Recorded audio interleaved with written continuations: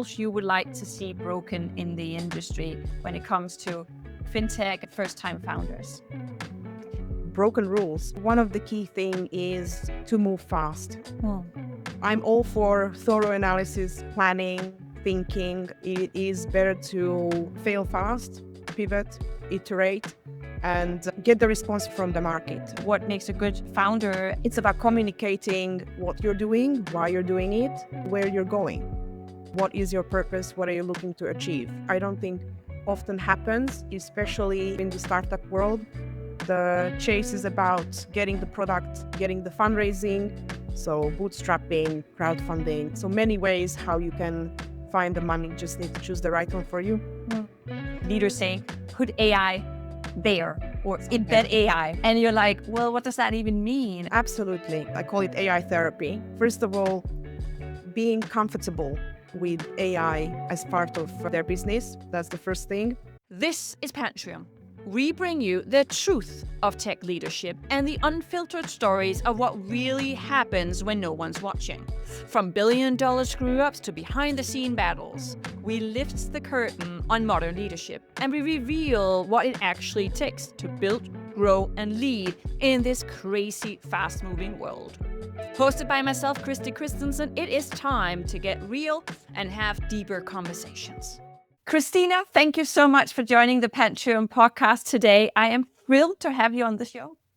Thank you so much for having me. And, we had a conversation a few weeks ago. We're a part of the same community on a WhatsApp group, and you reached out and we had a really good conversation. I was like, we have to have this on recording. This is so many nuggets. Everyone else needs to hear this.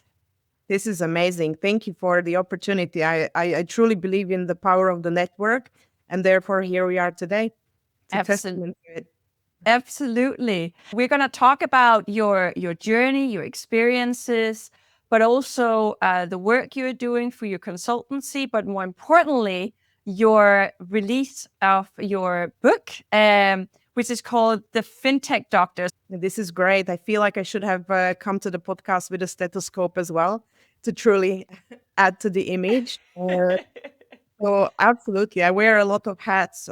So from the creative work of writing to more technical around the advisory as well. Yeah, and before we deep dive in, let's just get a really quick introduction of who you are. But as you know, I ask every guest to introduce themselves in a slightly different manner. So introduce yourself with your fun fact, please.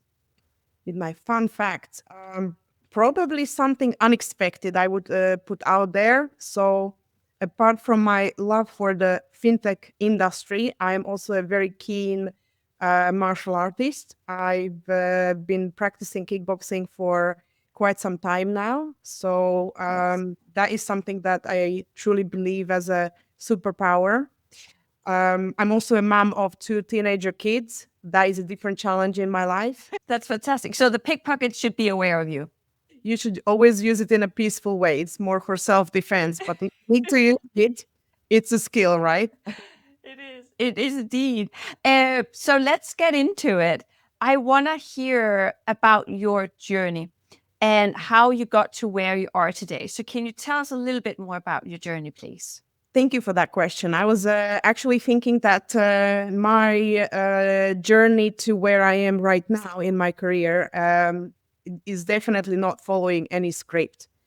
My background actually started in commodities, trade finance, so looking at soft commodities and metals types of deals, and that slowly transferred into my love for technology, which initially was introduced to me within the banking sector and the working capital space. So that was the start of my journey once I arrived here in the UK.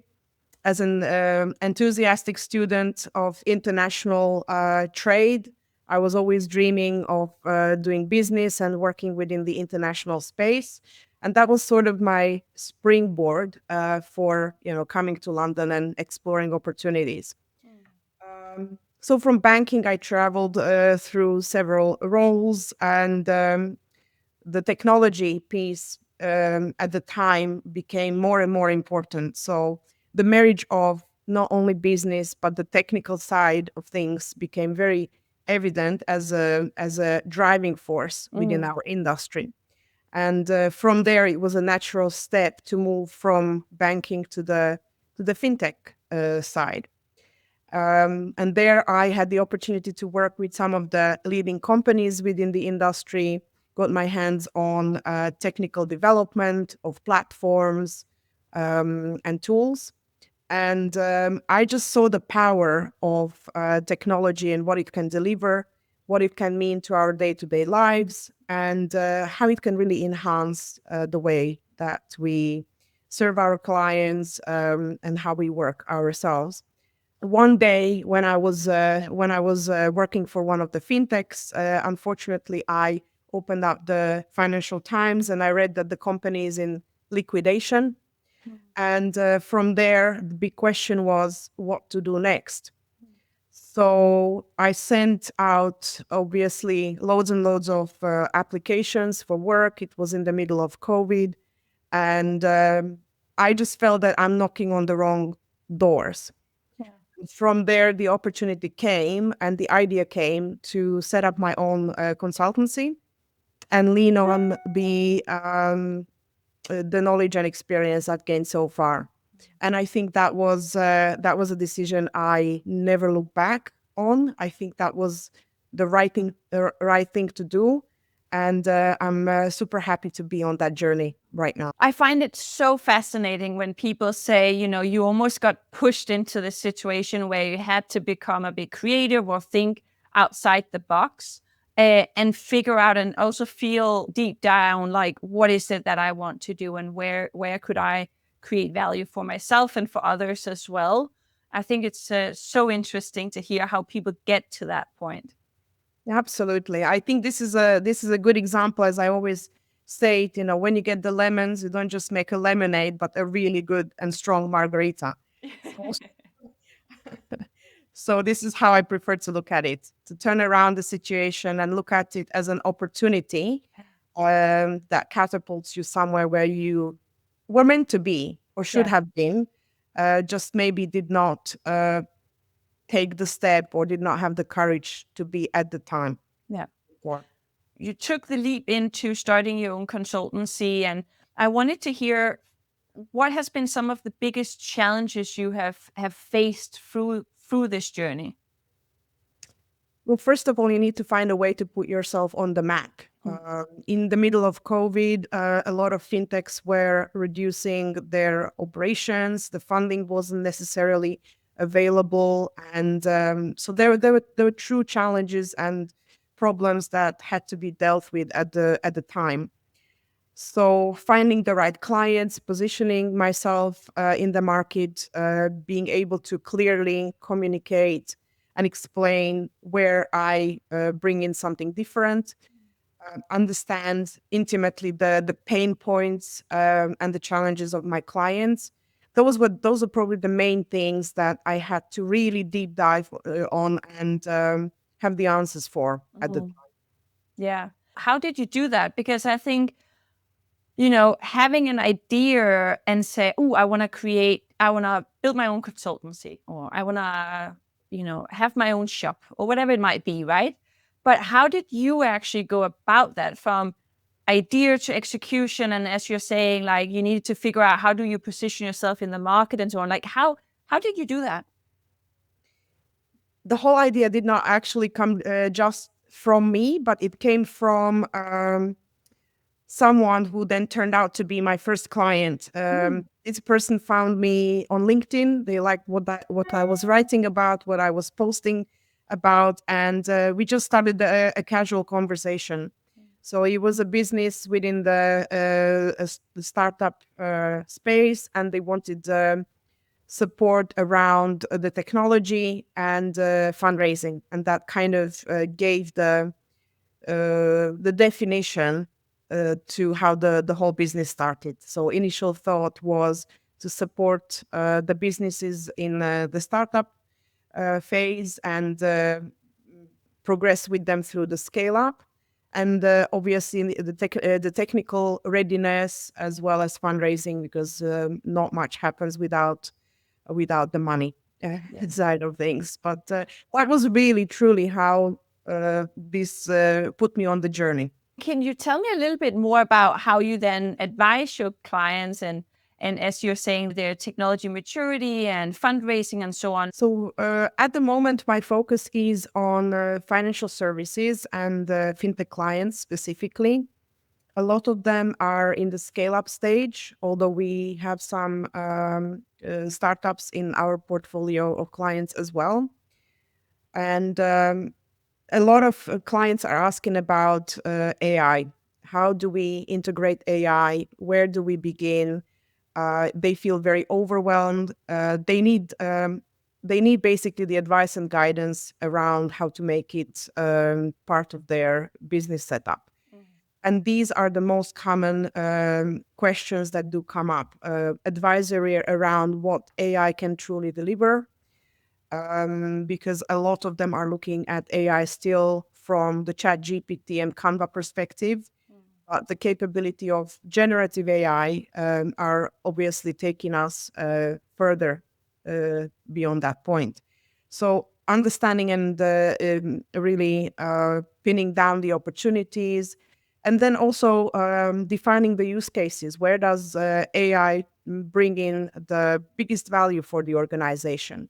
What are the use cases? How do we begin? How do we make this happen in real life? How do we find the right team that can help with bespoke technology and so on? So this is where my value comes in, to bring in clarity in the middle of this this anxiety and overwhelm that a lot of businesses are going through at the moment.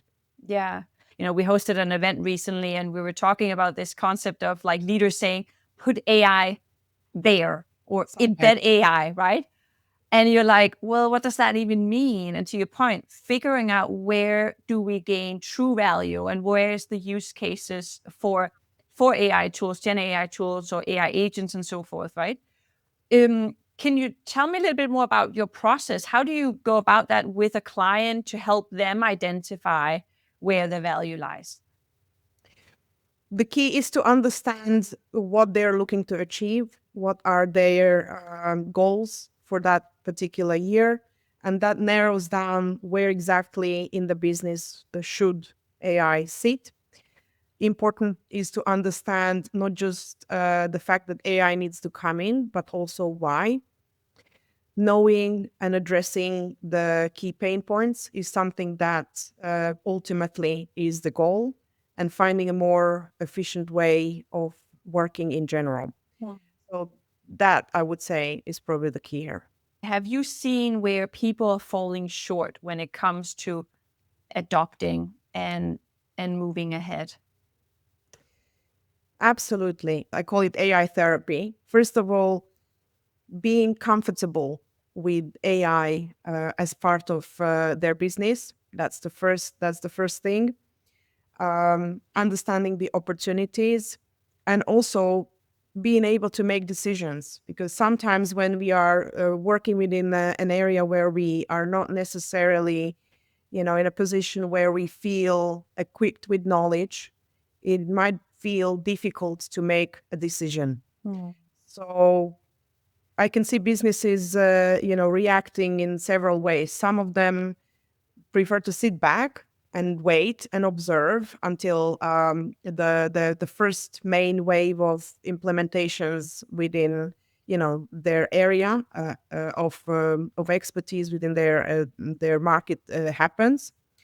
Or there are companies that apply the bold approach and they just go for it. That can also result in every single department putting in their own request for an AI solution, and then the leadership team gets overwhelmed. So which one shall we go for? They're all important, but how do we truly decide which one needs to be the first? Yeah. So again, the whole guidance around where, why, and how makes a lot of difference. Yeah, and also because then people can be paralyzed, to your point, right? Because then there's too many options and then you don't know what to do and then you just end up doing nothing. True, very true. I can see that quite often, actually. So those are conversations that just need a little bit more of understanding.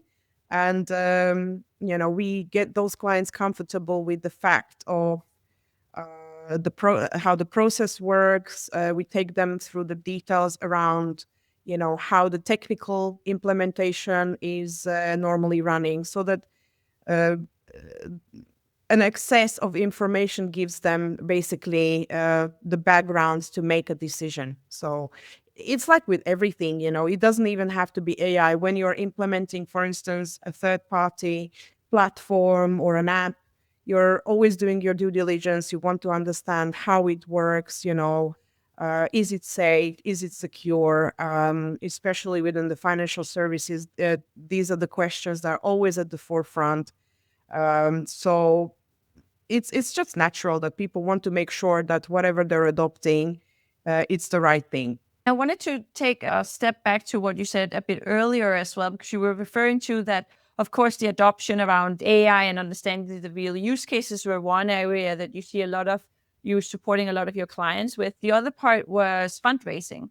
Can you put some more words to what you see there people should be aware of what's happening in the market these days as well, and what would you advise them to think about?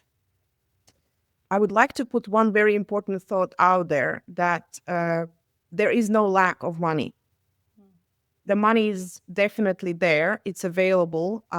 You just need to reach out in the right way to the right people. So very often, the proposition is where I would say it's the Achilles for the startups, especially who are very new to the fundraising journey. How do you communicate your value? Why you? When somebody is investing, they want to understand why you are the business that will make a difference and will bring in the return on the investment. And finding the right investor, it needs to be a match. It's pretty much a relationship that will last for quite some time. And we all know that investors choose their businesses not just based on what the product is, but mainly based on the people and the founders and their ability to deliver.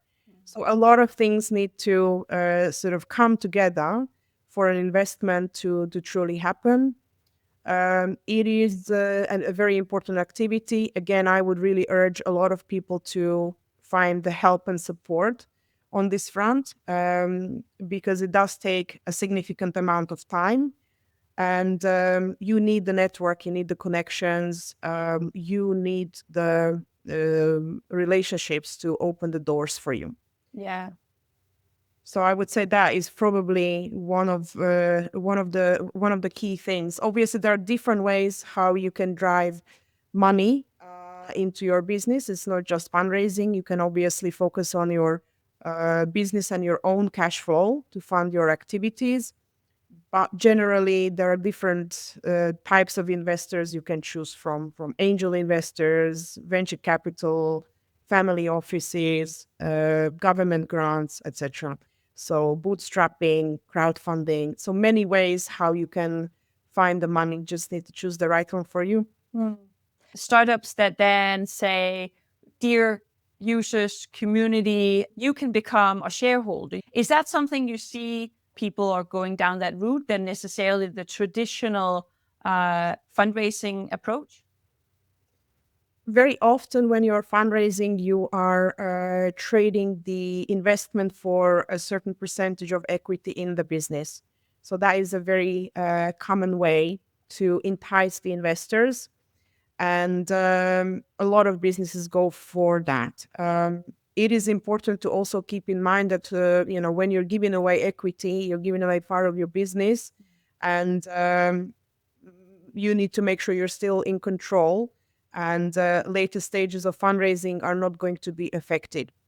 So a calculator always needs to be running at the back of your head, and your strategy and planning around your fundraising journey is just as important. One thing that I also thought of when you were speaking is about this importance of understanding the match, and also, startups should really do their own work, right? They're selling their organization to someone who wants to pitch in and support.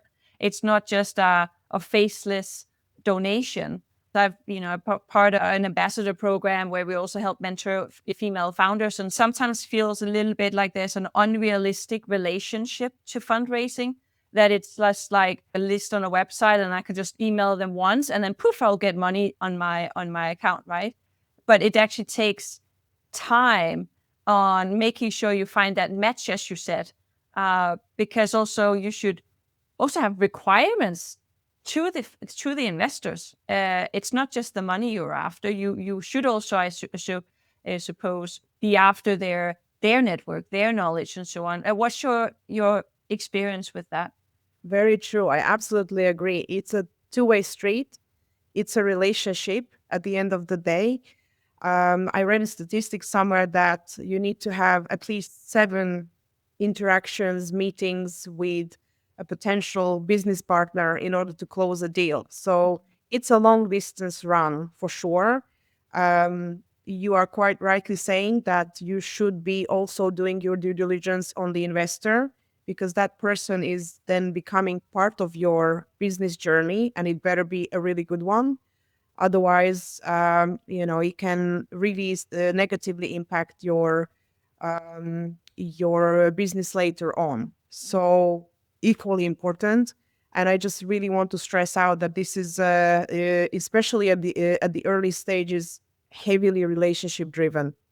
So the founders are basically assessed on their skills, their ability to deliver, if they have exited any businesses previously.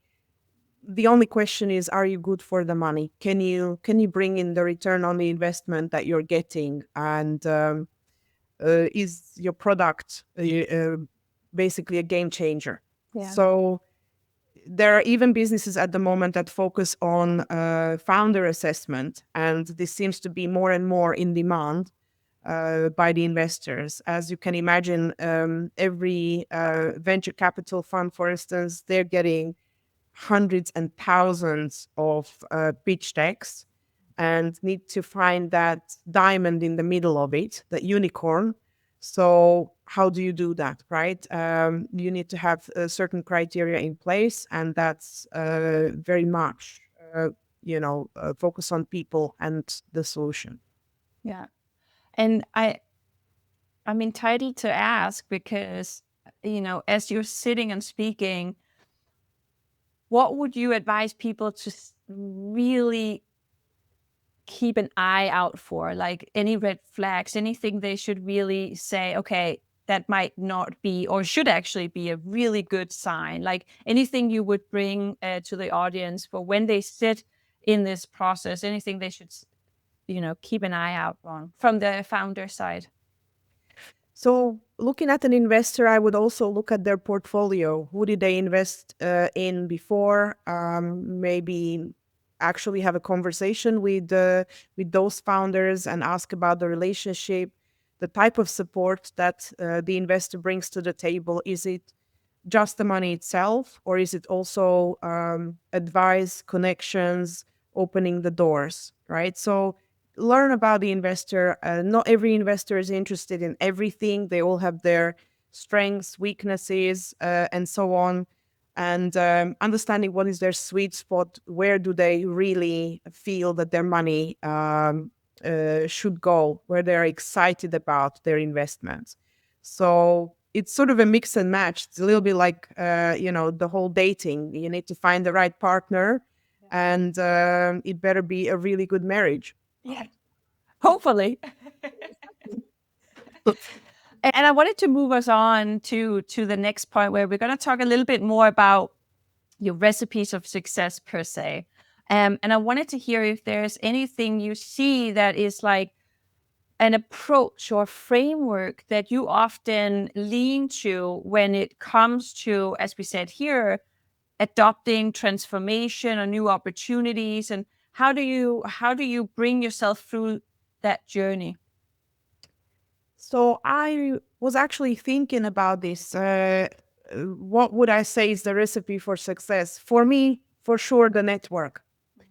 For sure, the network. I think every single person, whether that's their personal life or work or business, you need your support system. You need to be able to reach out, connect with people, ask for support, ask for feedback, and so on. So the network is one of the key things, and that goes hand in hand in building relationships, connecting with people, understanding what drives them, their personalities, who can support in what way, and so on. So I myself am very relationship driven. So that for me is the top thing and advice for everyone. The other one is openness and honesty, because especially in the early stages, things can go wrong. There are loads of challenges. Let's just be really open and communicate. All these issues upfront. Find a solution, and just put it out there in order to resolve any issues. And another big one for me, and this is my own lesson learned, is to say no. To say no to the things that just don't feel right, rather than try to bend it in all possible ways and make it fit. So when it's a no, when your gut tells you it's a no, that is a very important realization. Yeah. Can you tell me a little bit more about that? Yes, I can. I can give examples. So uh, deals where you feel that the terms and conditions are not fair, where you feel that you are at the shorter end of the stick, Yeah. where you, for instance, feel that the other person is taking more than willing to give. Partnership is not a two-way street, for instance. um, that's where you should really stay at the negotiating table until that feels right. And if you don't come to that point, it's better to walk away and look at other deals, other opportunities, than trying to fix something that is not fixable. Yeah. And I'm curious also about the point you were talking about around honesty. And can you put some more words to how you got to the realization that honesty is important? For me, that's a fundamental thing. So I personally would rather put it out there that I have an issue, I have a problem, and let the investor know that I'm working through the following problems, and maybe reach out and ask for help, rather than try and cover it up or hope that they have not noticed. And I think this is what differentiates the good from the really great founders. This is a foundation of a loyal, open relationship, and naturally, if you're an investor, you would like to see that, right? You'd rather know than find out, have the surprises and accidents, and maybe read about that in the paper, right? That's just not really the right way to build something long lasting. Yeah. I'm jumping a little bit back to your first point, actually, about network and relationships, because I was just in a lunch with a group of female leaders in the fintech space here in Copenhagen today, and we talked exactly about that. How is it that we, women historically and unfortunately on statistics are not as good at building relationships and networks than men are? And we were talking about that. What's your take on that in terms of also, you know, hooking it up to what makes a good founder? I would slightly disagree. I think women are very good at building relationships, but they're not necessarily ready to put themselves forward. So I may have, for instance, a really great idea, but I will take far longer, analyze it, overthink it, before I make the first move. Men, on the other hand, they're more, courageous. They just go for it. If it doesn't work, I'll try something else or make the changes, and they just move faster naturally. we have our own superpowers, and I would definitely not underestimate that. And I would say building the connection with clients, understanding their needs, wants, and wishes are something that women do really, really well. The whole negotiation analysis of the terms and what to do, we feel it. We don't necessarily approach it in a pragmatic way only, but we also bring in our emotional side, empathy, and I think that makes a lot of difference. That's something where we definitely lead. So I would not underestimate it at all. We should definitely use what we were given in the business world as well.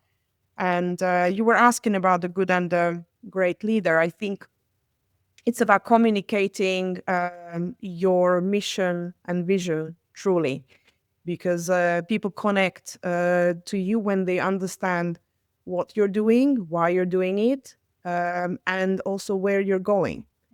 What is your purpose? What are you looking to achieve? So I would say that is a very, very important thing, which I don't think often happens, especially, in the startup world. The chase is about getting the product to the client, getting the fundraising in, and these kinds of basics around the company, building the brand, building the identity, having a code of honor, like what is the accepted behavior within the business, the culture. Those kinds of things are sort of falling short very often. Um, I would also point out, having the right team is absolutely critical. So if I, for instance, hired someone that doesn't fit, it's important to let them go fast before they have an impact on the rest of the team and the culture. Um, Flexibility, moving basically in an agile way is key. Having a conversation and close relationship with your clients, monitoring the market so that you know where you are and what's happening around you is super important. Yeah, yeah. No, I that is definitely important. And I think one of the things also around storytelling, right? Really take the time to understand also how to tell that vision, mission, the purpose, why are you there, for what reason, what is it that your customer get from you, and so on. Like, what problems are you solving? Because to your point, back to basics, we're kind of doubling down on the technology and all the stuff we can build, and kind of forget all the basic points that comes prior to building something almost, or at least that prototype, and then getting that tested, right? So I think that's really, really interesting. It's very true, because at the end of the day, it doesn't matter whether you are, buying a book or developing a technology. You're still going to buy with emotions, and eventually your head, the pragmatic side, is going to sort of confirm that this is the right thing to do, the right choice. Yeah. So storytelling and that connection is important. That's what puts you out there to your clients as a success. And speaking of books, you talked about AI therapy earlier, and I wanted to reconnect on the FinTech Doctor, your book. Can you tell us a little bit more about that? With pleasure, obviously. So my purpose for writing the book was to empower and encourage first-time founders, especially. These are the people who, let's say, get a great idea and would like to translate it into a piece of technology, let it be a platform, app, or any kind of, form. So the book is really there as a blueprint, as a guidance, to highlight the key areas that they need to consider in order to be successful. It is written in a very plain language, and it is not a technical book as such. It's there to pinpoint, for instance, how to find your niche in the market, How do you define your customer? How do you find your co-founder from a legal perspective? What needs to be considered? How do I choose my team of developers? What is the process for building my minimum viable product? And similar things. The mindset of an entrepreneur, because not everyone is meant to be an entrepreneur. So it does take a specific, very special DNA and taking risks to start that journey. So I hope this is sort of a guide that will help many people to go for their dreams. Yeah, and like you really do mean blueprint, because you have these, some of the pages really help the reader to think and also use it almost as a handbook per se, and add to it.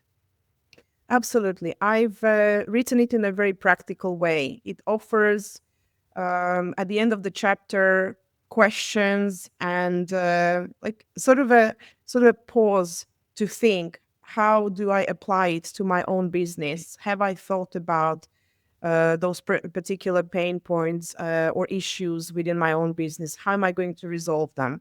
So there's a stop and check moment as well. So it's very practical for especially the first time founders.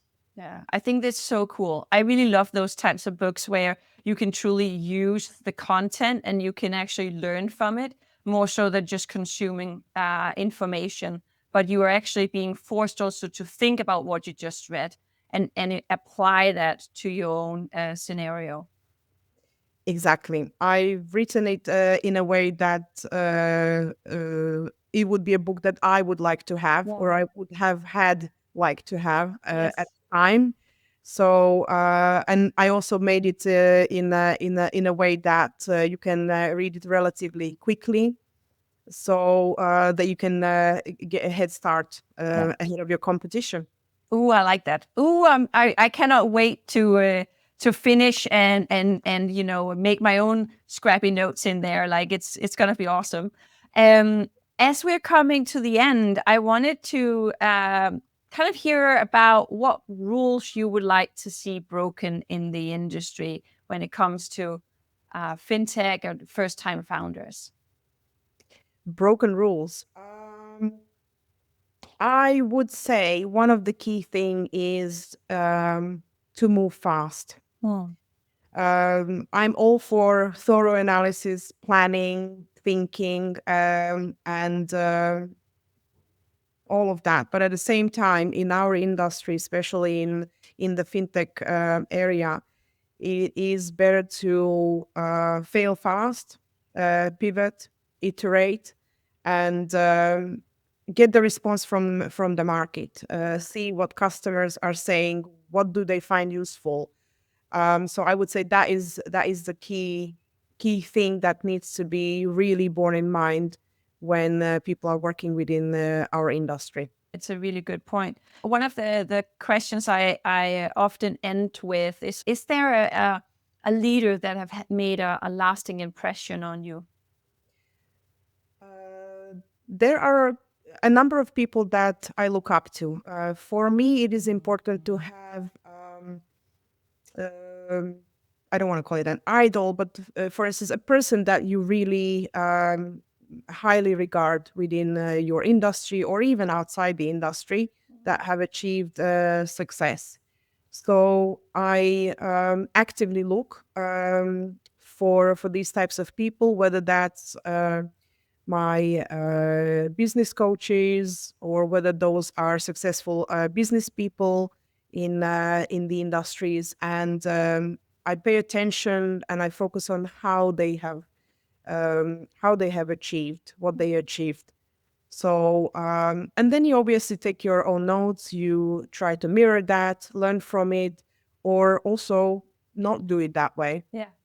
Yeah, and what you said there, also think about why did they do something, or what were perhaps their thinking behind what they just did. I actually find that process quite fascinating when you don't just take it for granted, whatever you see or read, but you're trying to think about the strategy and the purpose behind what people are saying or doing. It's quite fascinating, actually. Absolutely. I can see, for instance, that one of the leading things is the mindset. Hmm. How you approach what you do. What are your day-to-day habits, rituals? How do you reset yourself when something fails or something doesn't go your way? So that seems to be the basis of it all. How do you work basically with outside impacts and all of those things, and how do you shape yourself? Because obviously we are not the same when we were 20 and when we are 40, for instance. So there is that personal development that naturally needs to happen. And as we mature, obviously the mindset is always evolving as well. Oh, I like it. It's a fantastic way to finish this podcast on.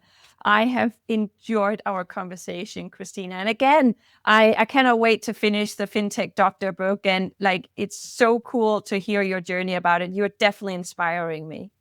Thank you so much. I really enjoyed the conversation as well. Thank you so much for spending your time with us. I hope you enjoyed the show.